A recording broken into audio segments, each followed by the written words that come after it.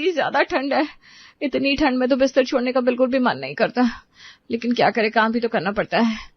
पायल सुबह सुबह 5 बजे उठकर नहाने बाथरूम में जाती है। नहा धोकर तैयार होने के बाद वो सबसे पहले मंदिर में पूजा करती है।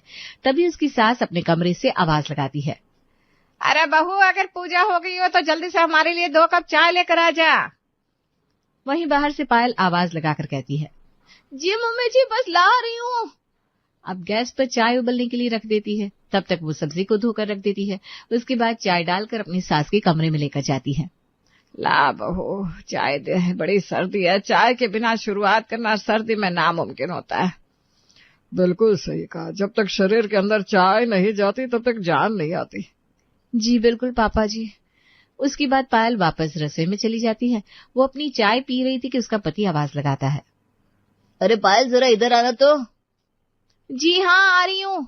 पायल कमरे में जाती है और देखती है कि रोहन कंबल में ही लेटा हुआ था। बोलो, क्या बात है? अरे कुछ नहीं, मैं कह रहा था कि मेरे लिए गर्म पानी लगा दो ना, नहाना भी है, और मेरे कपड़े जरा अलमारी से निकाल दो।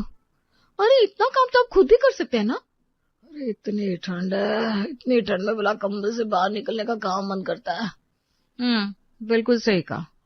ठीक है, गीजर चला देती हूँ, जल्दी से उठकर नहा लेना, नाश्ता बनाने जा रही हूँ अब मैं।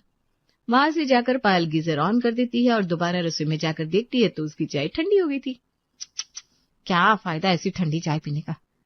चलो छोड़ो, अब क्या दोबारा गर्म करूंगी मैं, जल्दी से बाकी काम कर लेती हूँ। फिर पायल फटाफट नाश्ता बनाने की तैयारी करती है। ठंडे पानी से सब्जी धोकर काट पीट कर खाना बनाने के लिए रख देती है।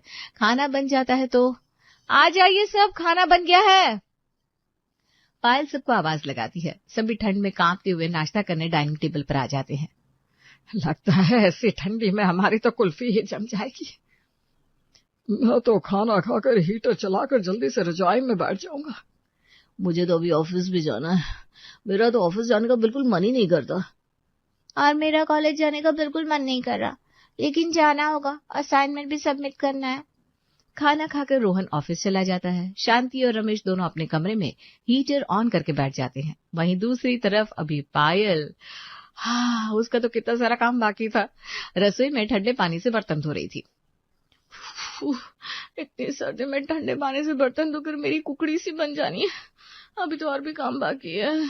बर्तन धोने के बाद पायल घर की साफ सफाई करती है। झाड़ू पोछा सब करने के बाद कपड़े धोने का काम रह जाता है। लेकिन तभी बीच में उसकी सास का बुलावा आता है। जी कहिए मम्मी जी। अरे बेटा, मेरा ना कुछ चाय नाश्ता करने का मन कर रहा है। कुछ बढ़िया सा गर्मा गर्म मसालेदार चाय के साथ चटपटा सा बना देना, मजा आ जाएगा।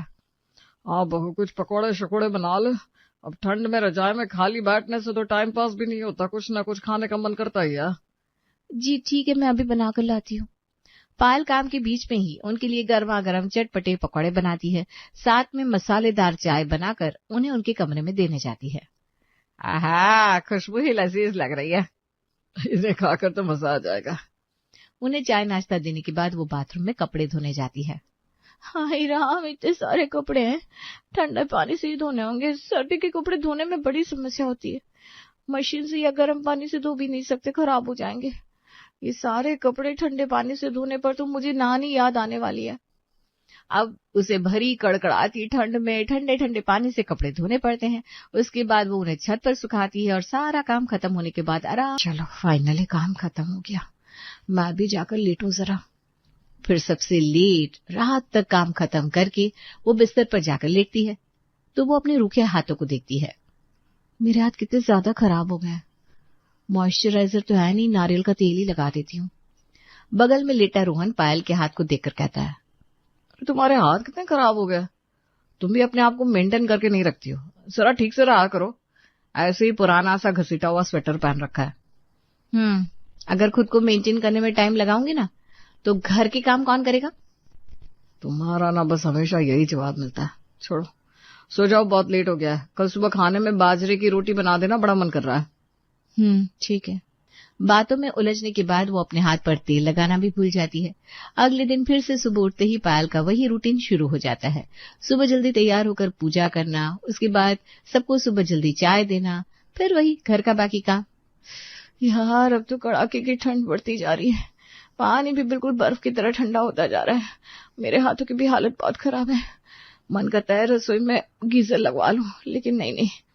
पायल अपने दिमाग में पूरा बजट कैलकुलेट करने लगती है। नहीं यार, ऐसा नहीं कर सकती। बिजली का बिल आएगा वो अलग, और ऊपर से फिर सर्दी कितने टाइम की होती है, 2-3 महीने की तो होती है। उसके लिए क्यों बेफालतू का बिना वजह खर्च करना। मैं बिना कुछ भी सोचती हूँ, गीजर लगवाना कुछ ज्यादा ही हो जाएगा। अपनी जरूरतों को साइड हटाकर पायल घर वालों की सभी जरूरतों को पूरा करती है और उनकी जरूरतों को सबसे आगे रखती है। उसे लगता है कि शायद उसका इतना कहना भी कुछ ज्यादा ही हो जाएगा। उसे लगता है वो कुछ ज्यादा ही मांग रही है, इसलिए कुछ नहीं कहती। संडे वाले दिन, अरे मैं तो आज भी जल्दी उठ गई। चलो सबको चाय दे देती हूँ। पायल सभी को कमरे में चाय देकर आती है।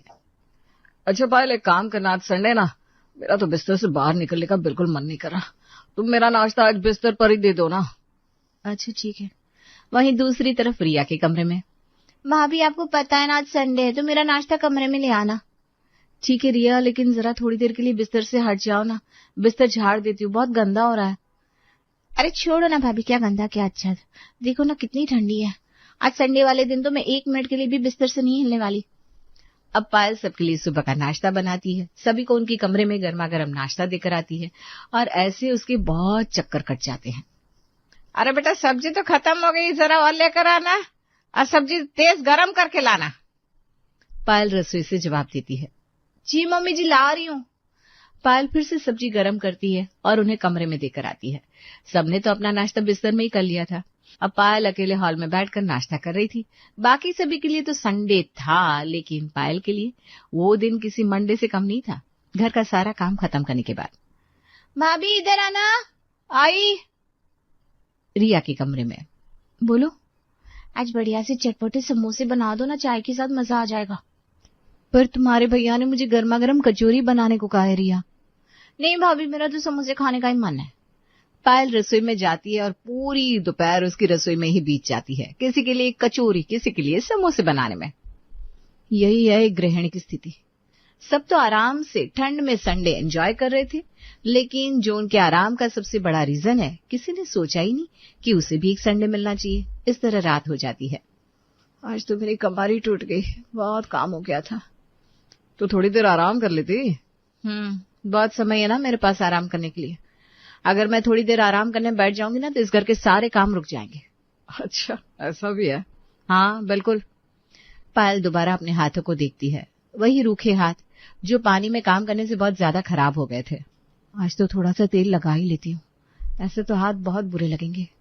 वो हाथों पर तेल लगाकर सो जाती है। अगले दिन फिर से वही रूटीन, फिर से वही काम शुरू हो जाता है। वही रोज की भागा दौड़ी। खुद के लिए मानो समय ही नहीं है। अपनी केयर के लिए कोई रूटीन एक दिन फॉलो कर भी लिया तो अगले दिन नहीं हो पाता। यही तो एक गृहिणी की दिनचर्या होती है। आज एक काम करती हूँ, जल्दी काम खत्म हो गया है, थोड़ी देर रजाई में आराम कर लेती हूँ।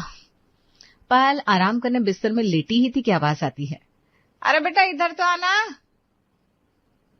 पायल को चैन मिल जाए, ऐसा तो हो ही नहीं सकता। वो जाती है तो देखती है उनकी पड़ोसन कमला आई हुई थी। बेटा हमारे लिए मस्त गर्मा गर्म चाय और पकौड़े बना दे। कमला इतने दिनों बाद यहाँ आज मेरे पास गप्पे लड़ाने आई है, तो जरा चटपटे पकौड़े के साथ हमारी चटपटी बातों का मजा लिया जाए, क्या? हाँ बेटा, हो जाए तेरे हाथ की पकौड़े, वैसे भी बहुत स्वादिष्ट होते हैं। जी आप अभी रुकिए, मैं अभी बनाकर लाती हूँ। उन दोनों को चाय पकोड़े बनाकर देने के बाद पायल छत पर कपड़े उतारने जाती है।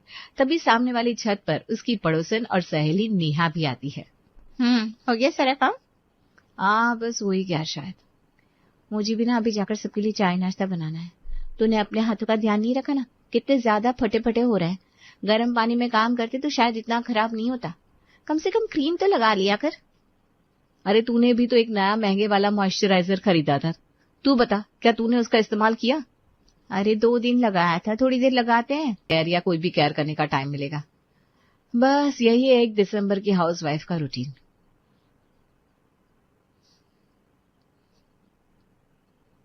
तो आपको कैसा लगा दिसंबर की हाउसवाइफ से मिलकर? सबका यही हाल है, और दिसंबर का मौसम तो कछुए की चाल है। बड़ा धीरे बीत रहा है समय। चलते हैं, पहले काम खत्म करते हैं, फिर गप्पे लड़ाएंगे। तो कुछ इस तरह